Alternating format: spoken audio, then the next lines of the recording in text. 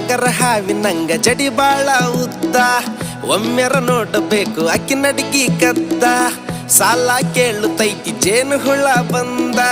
sweet ಕಮ್ಮಿ ಆತು ಕೊಡು ಸ್ವಲ್ಪ ಅಂತ ಊರ ಬಿಸಿಲಿಗಿಂತ ಈಕಿ ಬಾಳ ಹಾಟು ಬಂದ್ರ ಯಾರರ ಗಡ್ಡ ಪಕ್ಕ ಫೈಟು ಕಾಡಿ ಬೇಡಿ ನೋಡಿ ಹಿಡಿಬೇಕು ಕೈ ಕೂಡಿ ನಡೆಯಬೇಕು ಟಚ್ ಮಾಡ್ತ ಮೈ ಪಾನು ಪರಕು